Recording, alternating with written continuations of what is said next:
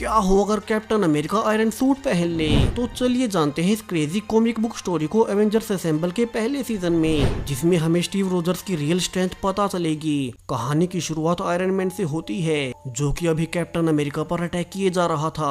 अब दोनों में ही यह लड़ाई शुरू कैसे हुई ये तो नहीं पता, लेकिन आयरन मैन कैप्टन पर पूरी तरह से भारी पड़ने लगता है। यहाँ कैप्टन अमेरिका की स्पीड भी आयरन मैन के आर्मर को हरा नहीं पा रही थी, और जब वो आयरन मैन पर शील्ड भी फेंकता है तो आयरन मैन ना सिर्फ उससे आसानी से बच जाता है, बल्कि कैप्टन पर लेजर भी दे मारता है। दरअसल ये तो सिर्फ आयरन मैन की एक सिमुलेशन ही थी, जिससे वो स्टीव को यकीन दिलाने की कोशिश कर रहा था कि वो काफी ही अंडर पावर्ड है, और इस बदलते हुए वक्त में उसे टोनी के अटैक की जरूरत है। इसलिए ही उसने कैप्टन के लिए एक स्पेशल सूट डिजाइन किया, जो कि उसके क्लासिक सूट से जो कहीं बेहतर होगा। हालांकि कैप्टन ने इसके लिए मना कर देता है, क्योंकि आयरन सूट में वो अपनी नेचुरल स्पीड से मूव नहीं कर पाएगा। टोनी उसका मजाक भी उड़ाता है कि स्टीव नई टेक्नोलॉजी से इसलिए डर रहा है क्योंकि उसे इसकी आदत नहीं, और कैप्टन रिप्लाई देता है कि दुनिया की कोई टेक्नोलॉजी इंसानी स्ट्रेंथ और गट्स को रिप्लेस नहीं कर सकती। यहाँ दोनों जब बहस कर ही रहे थे कि उन्हें जार्विस इन्फॉर्म करता है कि हैमर इंडस्ट्रीज का ओनर जस्टिन हैमर वो टीवी पर लाइव इंटरव्यू दे रहा है कि एवेंजर्स की टीम अब पुराने जमाने की बात हो चुकी है,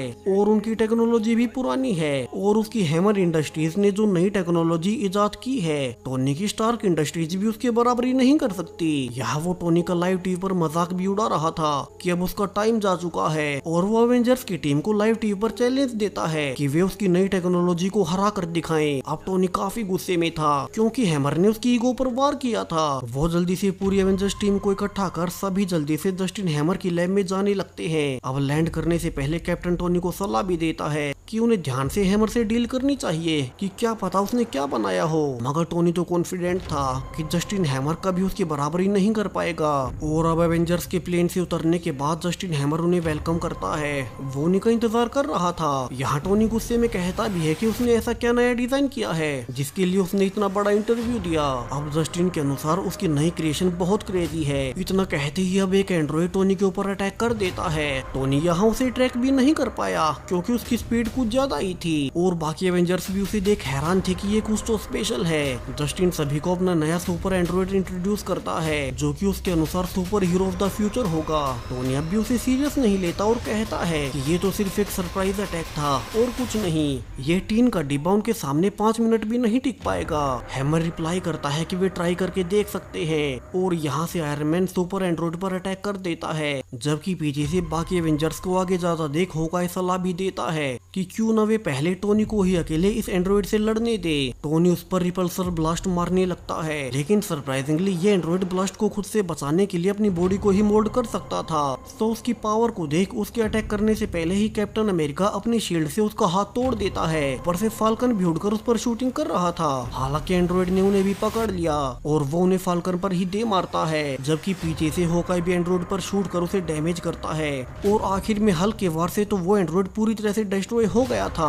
टोनी हंसते हुए कहता भी है कि ऐसी बेकार क्रिएशन उनके सामने कुछ देर भी नहीं टिक सकी, तो जस्टिन हैमर आगे से अपनी औकात में रहे। हालांकि कैप्टन अमेरिका एंड्रॉइड के टूटे हुए हाथ को एनालाइज कर रहा था कि इतनी कॉम्प्लेक्स टेक्नोलॉजी आसानी से बनाई नहीं जा सकती, और वो उस हाथ को जांच के लिए अपने साथ भी ले जाने लगता है। मगर जस्टिन हैमर उसे ऐसा करने से रोक लेता है और कहता है कि ये हाथ हैमर इंडस्ट्रीज की प्रॉपर्टी है, और एवेंजर्स उसे अपने साथ नहीं ले जा सकते।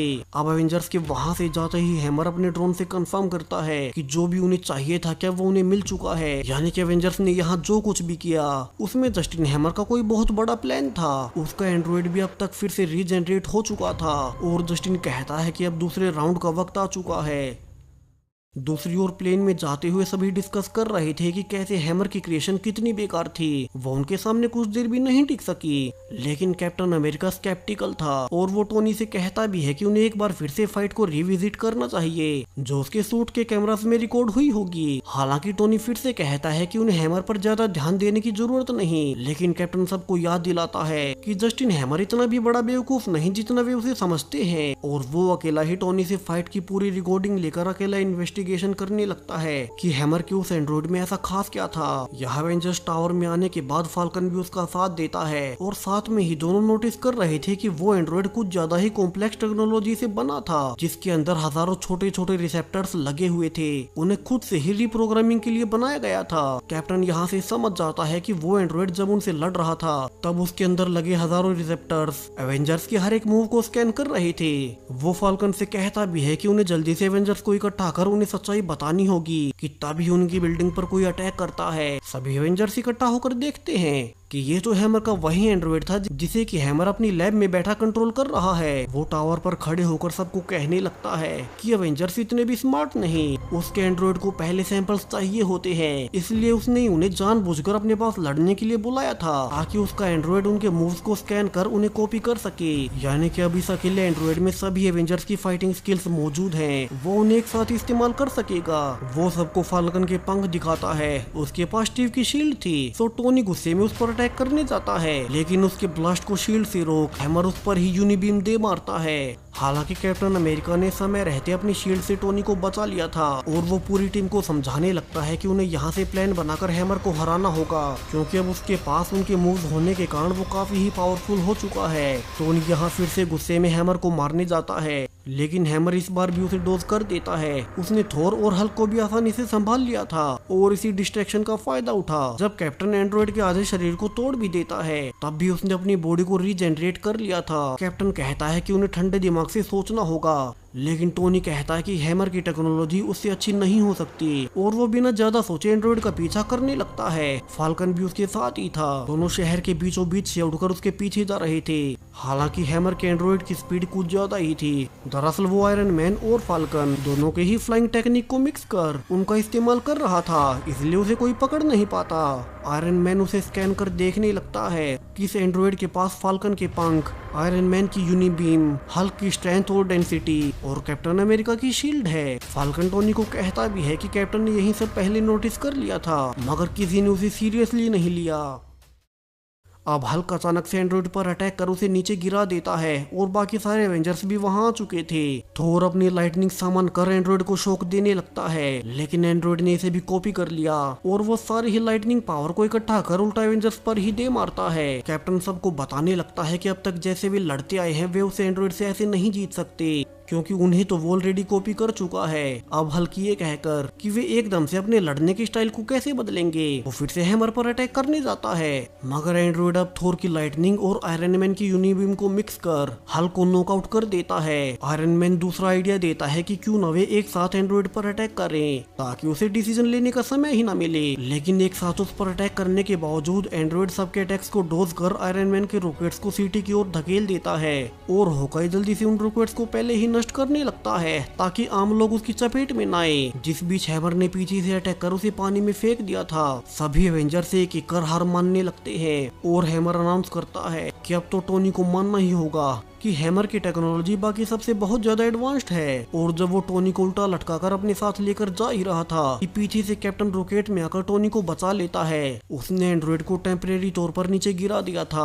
और अब इससे गुस्सा होकर हैमर उसके पीछे जाने लगता है, क्योंकि अब तक एक कैप्टन ही था जो कि उसके हाथ नहीं आया और कैप्टन उसे अपने पीछे लगाकर एवेंजर्स टाउन तक ले आया था। वो उसे बड़ी स्मार्टली एवेंजर्स जेट में बैठाकर स्पेस में ले जाने लगता है। टोनी पीछे से उससे पूछता भी है कि कैप्टन एंड्रॉइड को स्पेस में लेकर क्यों जा रहा है, और कैप्टन रिप्लाई करता है कि इसके अलावा उनके पास और कोई ऑप्शन नहीं। अब स्पेस में आते ही एंड्रॉइड कैप्टन पर भी अटैक करने लगता है, लेकिन कैप्टन इसके लिए पहले से तैयार था। वो क्लोज्ड स्पेस में एंड्रॉइड के सारे हमलों को डोज करने लगता है और वो एंड्रॉइड पर अपनी शील्ड भी फेंकता है, मगर उसे तो एंड्रॉइड ने पकड़ लिया था क्योंकि कैप्टन के इस मूव को भी उसने कॉपी कर रखा था। सब शील्ड के खोने के बाद कैप्टन जेट के स्टोरेज रूम में छुपने जाता है। उसके पास टोनी का मैसेज भी आया था कि नीचे से बाकी एवेंजर्स उसकी मदद के लिए ऊपर ही आ रहे हैं, लेकिन कैप्टन कहता है कि वे अभी जेट में ना आए और उसके सिग्नल का इंतजार करें। अब तक एंड्रॉइड भी वहां आ चुका था और कैप्टन कहता है कि वो तो खुद ही चाहता था कि ये एंड्रॉइड उसकी शील्ड पकड़े। दरअसल इस शील्ड में कैप्टन ने पहले से बॉम्ब लगा रखे थे